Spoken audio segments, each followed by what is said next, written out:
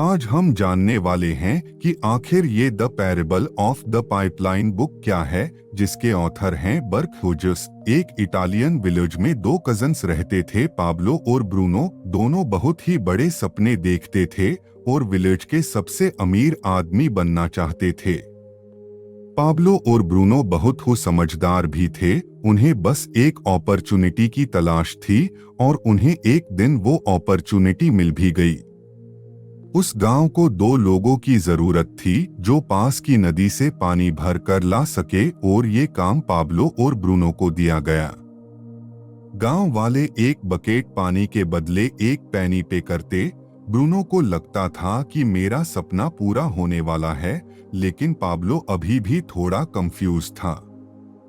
उन heavy bouquets को उठाने की वजह से पाब्लो के हाथ बहुत ही दर्द करने लगे थे, इसलिए पाब्लो पानी भरने के अलग अलग तरीके सोचने लगा और उसे एक बहुत ही अच्छा आइडिया आया और उसने ब्रूनो से कहा, भाई मेरे पास एक आइडिया है। ये हर रोज बकेट उठाने से अच्छा है हम रिवर से अपने गांव तक एक पाइपलाइन डाल दें, जिससे ये बकेट भरने की झंझट ही न रहे। लेकिन ब्रूनो को इस आइडिया में कोई भी दिलचस्पी नहीं थी, क्योंकि उसे काम के इंस्टेंट पैसे जो मिलने लगे थे। इसीलिए उसने पाब्लो को इग्नोर किया और ज्यादा पैसे कमाने के लिए ज्यादा बकेट भरने लगा। लेकिन पाब्लो ने धीरे धीरे अपने आइडिया पर काम करना शुरू कर दिया। वो आधे दिन बुकेट्स भरता और बाकी के टाइम पाइपलाइन बनाने का काम करता। उसे पता था कि ये काम बहुत ही मुश्किल होगा और ऐसा करने से उसकी इनकम भी कुछ टाइम के लिए बहुत ही कम हो जाएगी। वो ये भी जानता था कि पाइपलाइन बनाने में कम से कम 1 से 2 साल का वक्त लग जाएगा, लेकिन उसे अपने आइडिया पर पूरा भरोसा था। इसीलिए उसने पाइपलाइन के लिए अपना काम जारी रखा। कुछ टाइम बाद ब्रूनो और गांव वालों ने उस पर हंसना शुरू कर दिया, क्योंकि 1 से 2 महीनों में कुछ खास काम हुआ नहीं था। इसलिए गांव वाले उसे पाब्लो द पाइपलाइन मैन कहकर मजाक उड़ाते थे। और दूसरी ओर बुकेट्स भरने वाले ब्रूनो की इनकम डबल हो चुकी थी। वो बड़ा घर खरीद चुका था, उसकी लाइफस्टाइल बदल चुकी थी। अब वो नई नई चीजें खरीदता था, इसीलिए गांव वाले उसे मिस्टर ब्रूनो कहकर बुलाते थे। ब्रूनो जब वीकेंड्स पर मजे करता, तब भी पाब्लो पाइपलाइन के लिए खुदाई का काम करता था। पाब्लो का काम काफी मुश्किल था, इसीलिए वो अपने आप को हमेशा रिमाइंडर देता कि आज के सैक्रिफाइस की वजह से ही उसका कल का ड्रीम पूरा होगा। पाब्लो को पता था कि शॉर्ट टर्म का पैन लॉन्ग टर्म का गेन होता है, इसीलिए वो पाइपलाइन बिछाने का काम करता रहा। कुछ महीनों बाद पाब्लो की पाइपलाइन आधी बन चुकी थी, जिसकी वजह से उसे पानी भरने के लिए आधे रास्ते तक ही आना पड़ता था। इससे उसका काफी टाइम बचने लगा और पाइपलाइन बनाने को ज्यादा टाइम देने लगा। कुछ महीनों बाद ब्रूनो ने रियलाइज किया कि रोजाना इतनी बकेट उठाने से उसका शरीर अब पूरी तरह से थक चुका था। अब वो पहले जितना पानी नहीं ला सकता था, जिसकी वजह से वो बहुत ही परेशान रहने लगा और लोग उसे ब्रूनो द बकेट मैन कहकर बुलाने लगे। और इस तरफ महीने गुजरते गए, पर पाब्लो ने अपनी पाइपलाइन पर काम जारी रखा। देखते ही देखते पाब्लो ने पाइपलाइन कंप्लीट कर ली। अब वो बकेट उठाने की जगह पाइपलाइन से 24/7 फ्रेश पानी देता था, जिससे पाब्लो पहले से बहुत ज्यादा कमाने लगा था।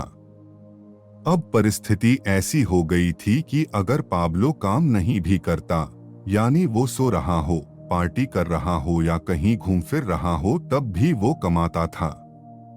दूसरी तरफ पाब्लो की पाइपलाइन की वजह से ब्रूनो द बकेट मैन बेरोजगार हो चुका था, क्योंकि गांव वालों को जब चाहे तब जितना चाहे उतना पानी पाब्लो की पाइपलाइन से मिल जाता था। अब जरा रुकिए और सोचिए, क्या आप एक बकेट कैरियर हैं या पाइपलाइन बिल्डर?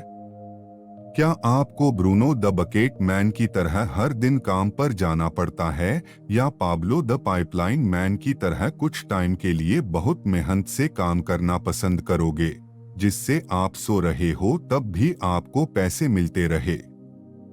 इस बकेट केयरिंग वर्ल्ड में हमें यही सिखाया जाता है कि अगर आपको ज्यादा पैसे कमाने हैं तो आपको ज्यादा मेहनत करनी पड़ेगी, ज्यादा बुकेट्स उठानी पड़ेगी, अपने टाइम को ज्यादा से ज्यादा ट्रेड करना होगा, जो कि सच नहीं है। ऑथर कहते हैं कि अगर आपको रिच दिखना है तो आपकी जितनी इनकम है उसे खर्च कर दो और आप रिच इंसान दिखोगे। लेकिन अगर आप वेल्थी होकर फाइनेंशियल फ्रीडम पाना चाहते हो तो अपने पैसे को सेव करना स्टार्ट कर दो, क्योंकि वेल्थ वो पैसा होता है जो कभी स्पेंड नहीं किया जाता। आप किसी भी इंसान को देखकर ये नहीं बता सकते कि वो वेल्थी है या नहीं, क्योंकि वेल्थ हिडन होती है। हेल्थ और वेल्थ दुनिया की दो ऐसी चीज है जिसमें आपकी दिलचस्पी हो या न हो वो आपकी लाइफ को इम्पैक्ट करते ही हैं। हेल्थ की बात करें तो आज मॉडर्न साइंस ने बहुत तरक्की कर ली है। हमारे पास कई सारी बीमारियों का इलाज है। साइंटिफिक स्टडी में पता चला है कि ह्यूमन बॉडी काम कैसे करती है, ह्यूमन बॉडी के लिए क्या सही है और क्या गलत। हेल्थ प्रॉब्लम्स के लिए हमारे पास डॉक्टर्स हैं, लेकिन वेल्थ प्रॉब्लम्स को लेकर के किसकी एडवाइस लेनी चाहिए ये हमें नहीं पता। लोग ये भी नहीं जानते कि पैसा काम कैसे करता है। लोग आज भी इन्वेस्टिंग से डरते हैं और आज भी फाइनेंशियल लिटरेसी न होने की वजह से लोग कर्जे में फंसते जाते हैं।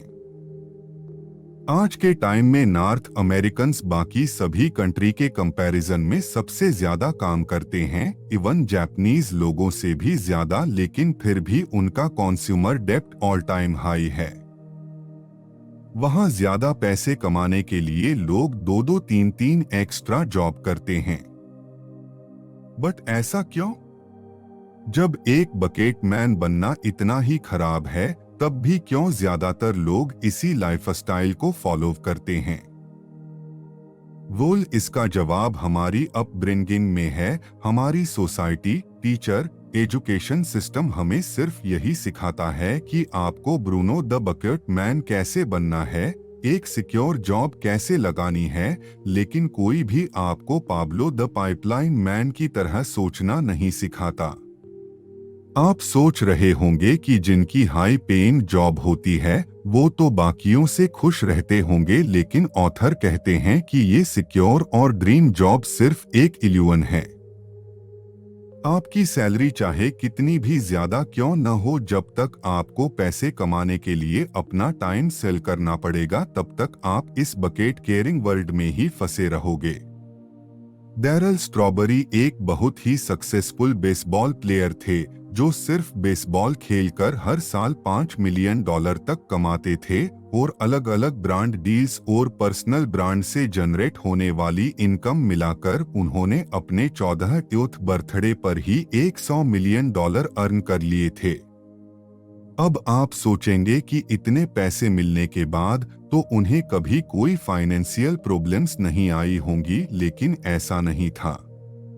स्ट्रॉबेरी को बेसबॉल से सस्पेंड करने के बाद उनके पास कोई इनकम सोर्स नहीं था और कुछ टाइम बाद पता चला कि उनकी वाइफ और 3 बच्चों को सपोर्ट करने तक की भी कोई सेविंग नहीं है।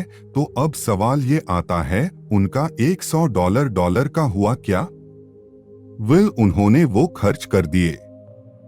महंगा घर, स्पोर्ट्स कार, लग्जरी लाइफ और ड्रग्स, अल्कोहल से उनकी सारी वेल्थ खत्म हो गई।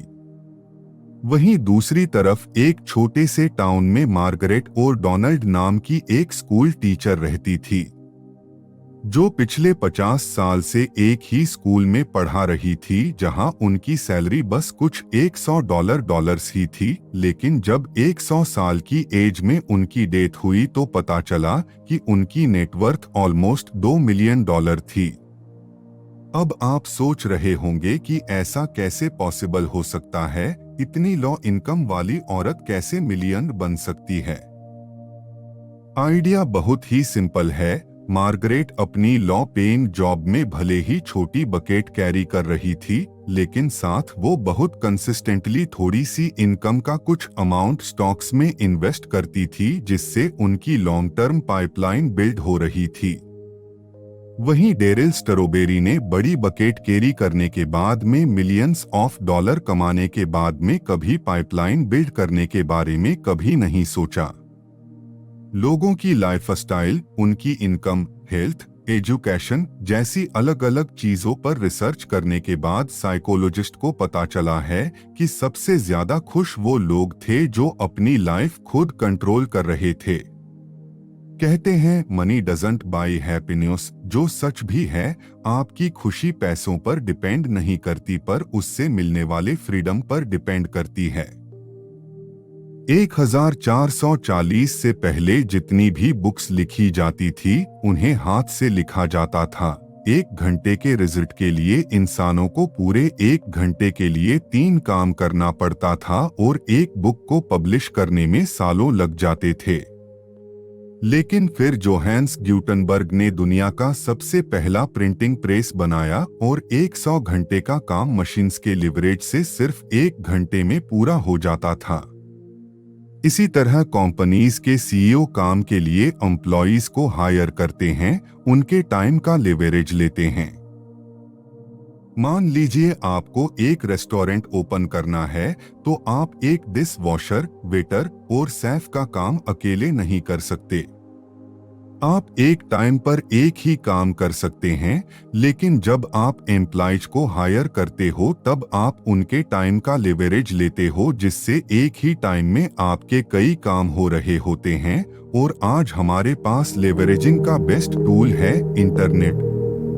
आज के टाइम पे पाइपलाइन बिल्ड करने के लिए आपको रिवर से पानी लाने की जरूरत नहीं है। आप घर बैठे बैठे जब चाहे तब काम करके इंटरनेट की हेल्प से अपनी पाइपलाइन बिल्ड कर सकते हैं। यहाँ आप कंटेंट क्रिएट करके करोड़ों लोगों तक अपनी बात पहुँचा सकते हो।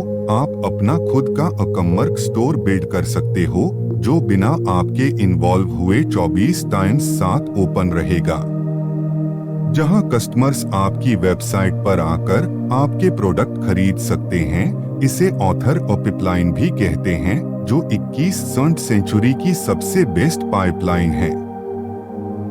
आप चाहे सो रहे हो या वैकेशन पर हो, ये पाइपलाइन आपके लिए पैसे जनरेट करती रहेगी। आप मानो या न मानो पर इंटरनेट 21वीं सेंचुरी की सबसे बेस्ट पाइपलाइन है। यहीं पर यह बुक समरी समाप्त होती है। उम्मीद करता हूँ आपको यह समरी पसंद आई होगी। ऐसी ही वीडियो देखने के लिए हमारे चैनल को सब्सक्राइब जरूर कर ले। अगर ये किताब पढ़ना चाहते हो तो नीचे दिए गए लिंक पर क्लिक करके डायरेक्टली अमेज़न से हिंदी और इंग्लिश दोनों में अवेलेबल है। आपको जो पसंद हो उसमें बाय कर सकते हो।